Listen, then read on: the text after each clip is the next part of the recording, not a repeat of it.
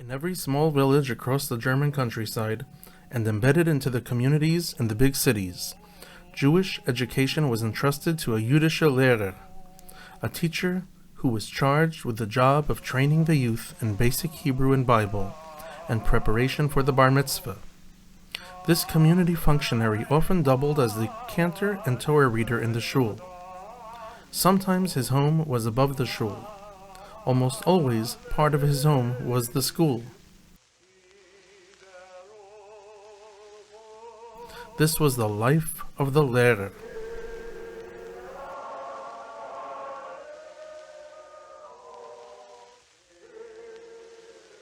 The German Jewish shuls of Washington Heights and Inwood had their own Talmud Torahs for after-school religious instruction, staffed with their own Lehrers, who came to these shores seeking to make a new life for themselves. The Talmud Torah of Ohav Sholaum had a beloved teacher, who taught generations of the shul's youth and relished in their growth. Mr. Eric Neumann was a teacher at Ohav Sholaum and the shul's cantor. He was also the Baal Koreh, the one who chants the Torah reading, and the bar mitzvah teacher, preparing the boys for their big day. For decades, he was the one who produced the shul's newsletter. But most importantly, he had a soft heart and was an understanding voice who loved his students.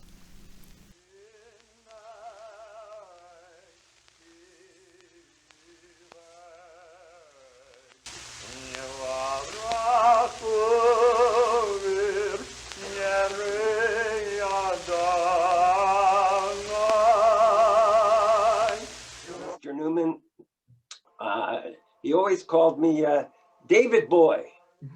David Boy. And he was a very, very nice man.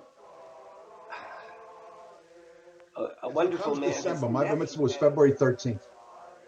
Late December, Neumann says to me, "We got time. We're going to do the Haftorah." And he shows me the book, and that's 8 pages. I said, "Oh, there's no way. Stevie, you can do it." I guess I remember it was. I remember him as a very good Hebrew school teacher. Although I must confess, we were not always the greatest students.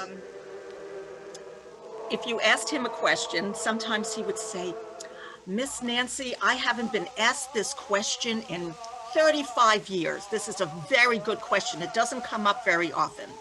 And sometimes I would ask him a question and he would say, "Never in all of Mr. Neumann's teaching has a student asked this question." Cantor Neumann was trained as a Lehrer at one of the most influential teaching training seminaries in Germany, the Ilba of Würzburg, which he attended from 1926 to 1930. His father, Solomon Neumann, graduated from this seminary in 1900 and was a respected Lehrer in Kassel, Mr. Neumann's hometown. His grandfather, Wolf Shimon Neumann, was the rector of the seminary's preparatory school in Burg Prepach. The Würzburg Seminary taught the many skills that a Lehrer needed to achieve a government license and to lead a community. This included training in music and cantorial arts under Chazan Reuven Eschweger and Count Ernst von Manstien, a member of a Prussian noble family who piously converted to Judaism and joined the seminary staff. The Würzburg graduates were most proud of the pedagogical skills they learned there, and went on to teach in many communities in Germany and eventually all over the world. Mr. Neumann used his skills in the community of Spangenberg, then Gießen, and finally in Eschwege. From his earliest youth, Mr. Neumann wanted to be a cantor, and in Germany he used all of his skills: cantor, teacher, and Torah reader.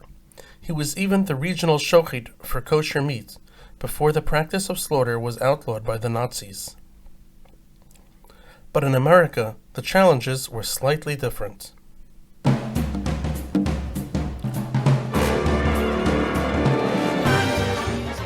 The shul catered to the youth and did whatever possible to bring them in. It wasn't always possible to keep the youth there, especially in cases where the family had not become regular shul attendees, and the youth would have to find their place in that big shul on their own. Sometimes sitting next to a grandparent, sometimes coming only occasionally. He was the precursor of what airlines now have in frequent flyer programs. He had a frequent shul program. I'm part of the baby boom generation, and what it was is we went to public school when there was Talmud Torah, and it was at the end of the day, and I think most of us didn't take it all that seriously. It didn't have a context. Every time we went to shul before our bar mitzvah, we would get points. Now, I'm not sure what the points meant, but that's what... On the other hand, it was our Jewish education, and Ohav Sholaum, I think, truly to its credit, was very concerned about the future of the youth. And they had youth services. They made them as appealing as they could in terms of refreshments. They empowered anybody who wanted to be part of the service to be part of the service. My father played soccer in Van Cortlandt Park every Saturday afternoon. And every Monday or Tuesday in Hebrew school, Mrs. Neuhaus, the rabbi's wife who was my teacher, would ask if we went to the junior congregation or to the youth group on Shabbos afternoon. And I always was no, no, no, no, no. And then those who went and attended got various prizes. And I didn't want to be left out. There was also what our shul did is for this group of young men is that once or twice a year we would take over the davening for the whole Shabbos morning. And so I would go to shul on Shabbos morning. I would go early and sit in the adult service where never a page was even called out, and come back up. And at some point, I think like at around the age of 10 or 11, I wanted a seat in shul. And so my father went to get a seat, and he came home with 2 seats because he said he wasn't going to let me sit there by myself. Ohav Sholaum had a very strong youth program. Other kids from other synagogues came, and the youth program was very much a part of our life. Shabbos mornings. He was a Hebrew school teacher for hundreds, and bar mitzvah teacher for hundreds and hundreds of kids, and he accepted all of those kids at their levels, whether academically or religiously. He was not at all judgmental. Everybody felt like he was somebody you could talk to. And to a great extent, he represented the beauty of Judaism for many of the kids. He was the force. He was a good guy. It was Cantor Neumann in the Hebrew school, was Cantor Neumann in the service. But the one thing that made every junior member a star was the bar mitzvah day. Here it was Mr. Neumann who would prop the boys up, prep them, and coach them through the big day. We said Lane from the Torah and do the Haftorah and all the prayers and the blessings, and also I sang Anim Zamira at my bar mitzvah. But after the first week with Mr. Neumann, I had no fear whatsoever. I think he was very proud of his success in teaching these people something that was not that easy for them. And I know he took pride in me. And I've done it probably easily 45 times since then. During my time, every week there was at least one bar mitzvah. I told Mr. Meyer before, when we had bar mitzvah lessons, because of the alternate side of the street parking, if I had a lesson on a Monday and Neumann didn't get his spot, he would double park before I went to school, and there'd be two of us, me and Marty Goldsmith. I'd be in the front, he'd be in the back. Oh, you'd have the lesson in the car. Lessons in the car many times. Don't rush it, or go slow. Do it slowly. No, not me. Worked hard at it for my bar mitzvah, but it came to me pretty naturally. And the most amazing thing that happened was, after spending months and months and months learning one aliyah after another, somewhere in maybe June or July, June it was, he said to me, we should start to look at your haftarah. So we go through it once, and he says to me, you're in shul every Shabbos, you hear the haftarah, you know the trop very well now from the Torah reading, chant your haftarah.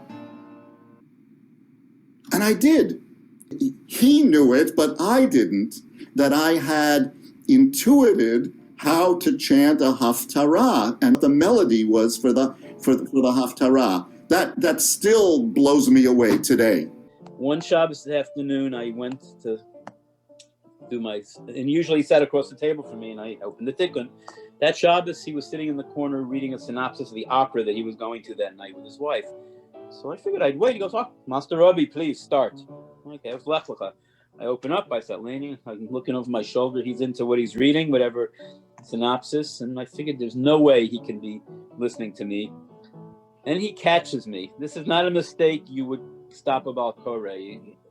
So I remember going, Ad Hamaka, Masher Haya. Without looking up, he goes, Hoya. I can recall sitting in front of him, at least for my bar mitzvah lesson, sitting in front of him. We had to bring our own chumash with us.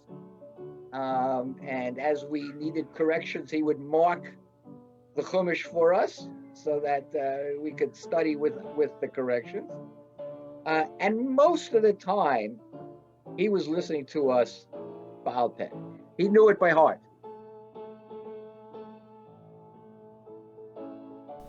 Mr. Neumann was a big-hearted person, warm, affable, and always there for his students. But in his big heart, there was also a big hole. A vacuum left by an episode of great personal tragedy. I think Cantor Neumann represented the two lives. He had a life before the Shoah, and he had a life after the Shoah. Mr. Neumann's first wife, Francie, arranged to have him released from his internment on Kristallnacht, contingent on his leaving the country.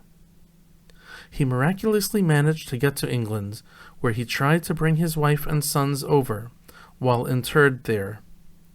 He was not successful, and war broke out, shutting all borders. After hiding for some time in the German countryside, Francie and the young Ludwig and Wolfgang were murdered in Auschwitz in 1943. Mr. Neumann kept the picture of his first family and the memorial lamp prominently displayed in his living room. It was not a secret or something to be buried. It was, perhaps, an eternal part of who he was. I'm sure he was one of the Lamed-Vavniks. You know, he was such a mensch. He was the kindest, most generous-hearted man I've ever met.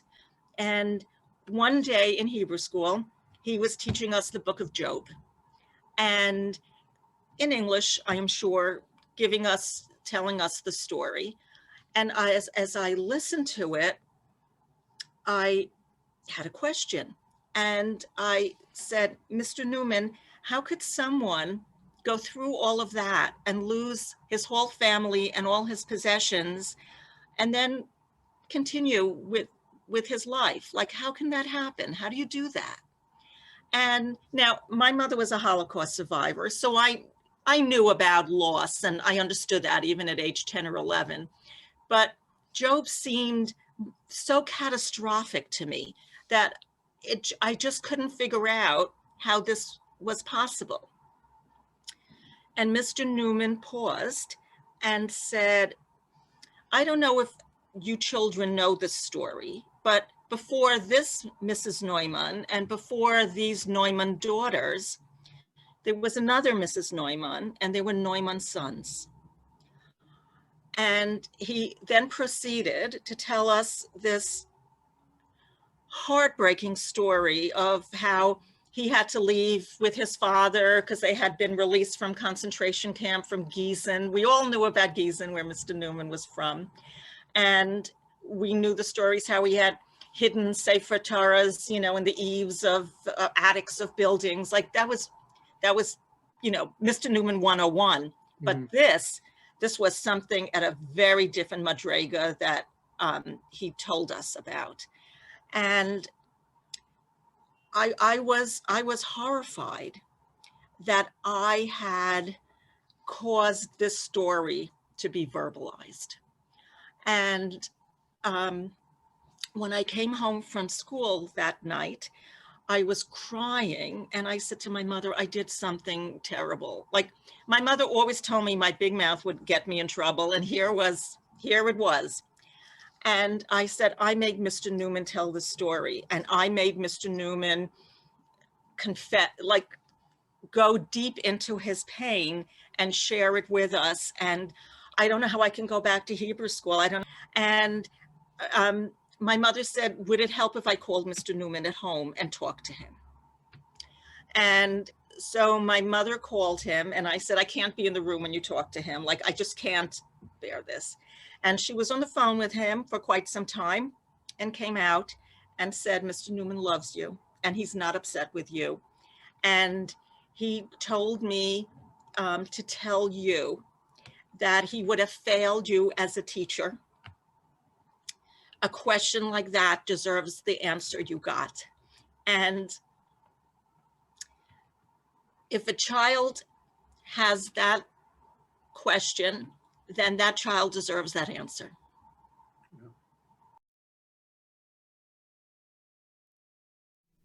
Perhaps it was why he formed some very strong relationships with his students, some that lasted a lifetime. Fantastic experience. He taught us Trupp. I'm sure he would be happy to know that I'm still using Yeki Trupp for Haftarah in my shul now, and get quite a few comments actually on it. He coached us and gave us the incentive to learn and to get it done. When things got hard, he would put his hand on our shoulders and encourage us to go on. Ben Hechaver Shalom HaKohen. His father was a chaver. I remember his father died on a Shabbos afternoon, and he came to me on Shabbos afternoon mincha, and he said, Mr. Kenny, that's what he called him, Mr. Kenny, nobody knows this yet, but my father died, and I can't lane in Shiva, and I'd like you to lane for me through this week. So that was a wonderful thing that he turned to me and trusted me. I'm gonna cry. I really loved him. And he was just generally the purest, kindest person that you could imagine. And then I remember as it came closer to the time for the bar mitzvah, and we'd start practicing in shul, Mr. Neumann would bellow out, "I want to hear you in Yonkers," and coach us to make sure that the whole shul would hear us. Once I was done with the bar mitzvah, that was just the beginning of the relationship. Very, very much so. And for many of us, not that he didn't have a wonderful relationship with many of the girls, but I also thought in certain ways that we were his boys, replacing the two whom he lost. Oh. A wonderful teacher. I mean, a perfectionist, but he wasn't a taskmaster. He never felt uncomfortable or threatened. He never raised his voice, and he knew what people's abilities were, and And he got the most out of everybody, because the youth services was such a tribute to him. Kids who could barely read or barely sing. He died in the beginning of 1984 in March, and I graduated medical school in June of '83. I remember he and his wife came to my graduation, and it was like such an honor. But he said, he wouldn't miss it. And I always felt that even though he was a grown-up and the cantor, that he was my friend. And I felt that to the very, very end. He wrote something about that day, and I just remember he ended it with, I could hear him speaking, "Rather nice, isn't it?" Something like that. But he was such an epitome of elegance and refinement, and really, he really was a teacher. I mean, a real teacher. Teacher, not just a chazan, but he really was really a teacher. And he was a very gentle man. And I wrote in that piece that there was no hypocrisy from him. He was dying, but he was not on his deathbed. He woke up today and he said to her, "I feel good, I'm going." And Mrs. Neumann screamed, "Where are you going?" He said, "I'm getting the car. I'm going to go visit Miss Nancy." At that time, I lived in Queens. She has a new baby. I have to go see Miss Nancy's new baby. During the 1970s, Mr. Neumann asked to diminish his role at the shul.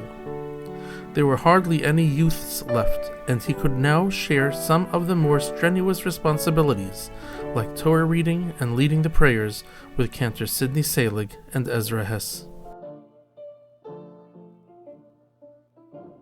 In 1978, he dealt with an illness that took much of his strength. He still functioned in the shul and made social calls to the sick and grieving. He also kept up with his students and delighted in their families. He lived out his days in peaceful happiness.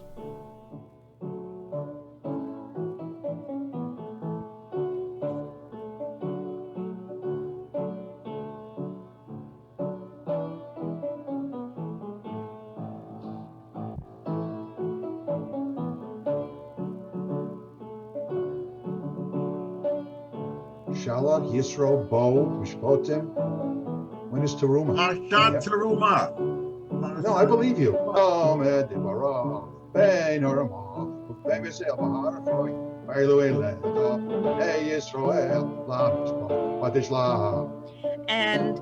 But he also had a reputation that the bar mitzvah boys were his love.